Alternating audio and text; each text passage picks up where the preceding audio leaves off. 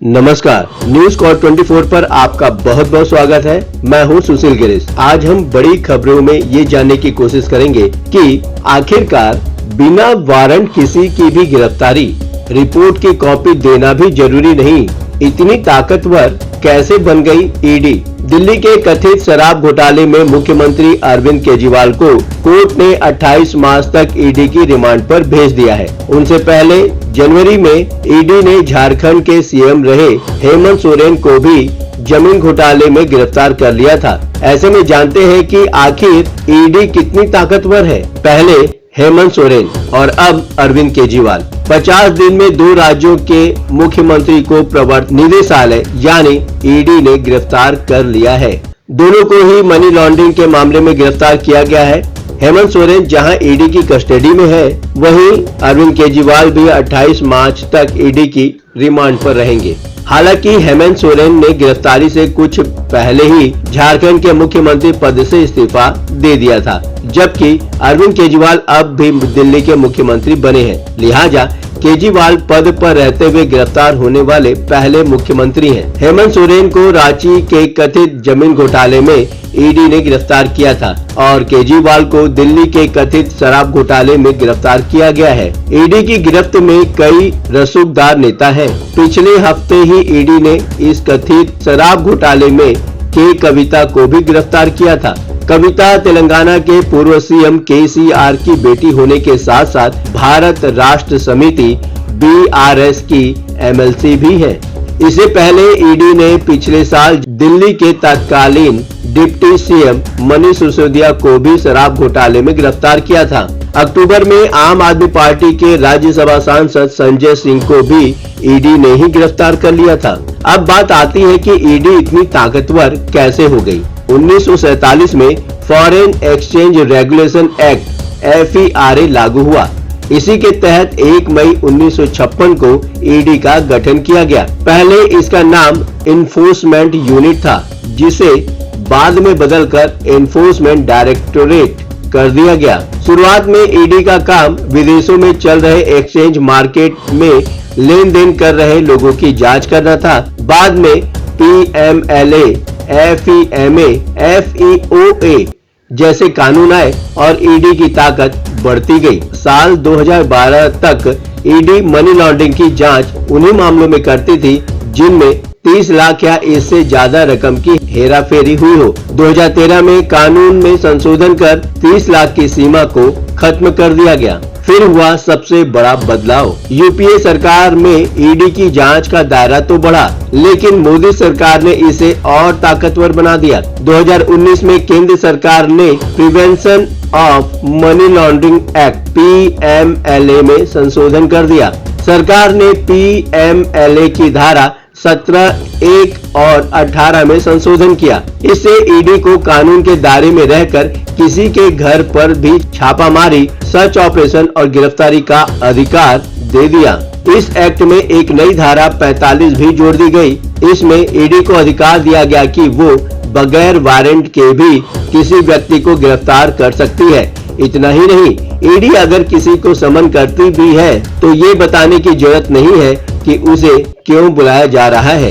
ED को यह अधिकार भी दिया गया कि अगर उसे लगता है कि कोई संपत्ति गैर कानूनी तरीके से कमाए गए पैसों से बनाई गई है तो उस पर भी कार्रवाई कर सकती है। इसके बाद ईडी के पास ये भी पावर है कि वो किसी व्यक्ति को अगर समन जारी करती है तो उसका कारण बताने की जरूरत नहीं है। साथ ही ईडी के सामने दिया गया बयान कोर्ट में सबूत के तौर पर मान्य है, जबकि बाकी मामलों में बयान कानूनी रूप से तभी वैध होता है जब उसे मजिस्ट्रेट के सामने रिकॉर्ड करवाया जाता है। पुलिस या दूसरी जांच एजेंसी अगर FIR दर्ज करती है तो आरोपी के पास उसकी कॉपी मांगने का अधिकार होता है, लेकिन मनी लॉन्ड्रिंग के मामले में कॉपी देने का प्रावधान नहीं है। PMLA कानून में सबसे बड़ी सख्ती ये है कि इसमें खुद को निर्दोष साबित करने का बोझ आरोपी पर होता है। ऐसे मामलों में जमानत मिलने में भी मुश्किल होती है।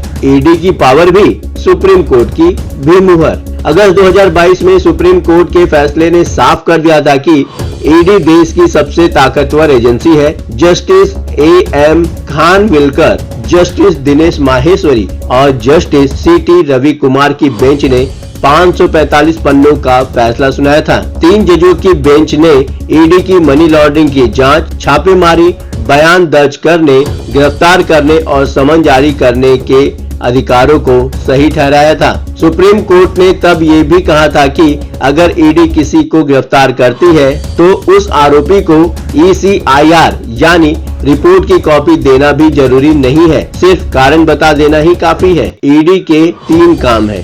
पहला, मनी लॉन्ड्रिंग, जिसमें पैसों की हेरा फेरी कर कमाई गई संपत्ति की जांच करना और उसे जब्त करना। दूसरा, विदेशी मुद्रा कानून का उल्लंघन रोकना। तीसरा, भगोड़े अपराधियों पर शिकंजा कसना, जिसमें विदेश भाग चुके अपराधियों की संपत्ति को कुर्क करना होता है। बड़े बड़े ईडी के घेरे में हैं। ईडी के घेरे में बड़े बड़े नेताओं से लेकर ब्यूरोक्रेट्स, बिजनेस घराने, कॉर्पोरेट और विदेशी नागरिक हैं। इन सब मामलों में ईडी मनी लॉन्ड्रिंग की जांच कर रही है। दिल्ली के कथित शराब घोटाले में ईडी अब तक 4 बड़ी गिरफ्तारियां कर चुकी है। इसमें मुख्यमंत्री अरविंद केजरीवाल के अलावा पूर्व डिप्टी CM मनीष सिसोदिया, आम आदमी पार्टी के राज्यसभा सांसद संजय सिंह और तेलंगाना के पूर्व CM KCR की बेटी के कविता शामिल हैं। अगस्त 2022 में ईडी ने नेशनल हेराल्ड मामले में कांग्रेस की पूर्व अध्यक्ष सोनिया गांधी और राहुल गांधी से भी घंटों पूछताछ की थी। इनके अलावा महाराष्ट्र में NCP नेता नवाब मलिक और शिवसेना उद्धव ठाकरे गुट के सांसद संजय राउत को भी गिरफ्तार किया गया था। इसी साल 31 जनवरी को ईडी ने झारखंड के CM रहे हेमंत सोरेन को भी गिरफ्तार कर लिया था। गिरफ्तारी से कुछ देर पहले सोरेन ने CM पद से इस्तीफा दे दिया था। उन्हें कथित जमीन घोटाले में गिरफ्तार किया गया था। बिहार के पूर्व डिप्टी CM तेजस्वी यादव भी ईडी की रडार पर है। उन्हें लैंड फॉर जॉब स्कैम मामले में ईडी पूछताछ भी कर चुकी है। कर्नाटक के deputy CM DK Shivakumar भी ईडी के घेरे में है। पिछले साल ईडी ने तमिलनाडु की DMK सरकार के कई मंत्रियों के यहाँ छापेमारी की थी।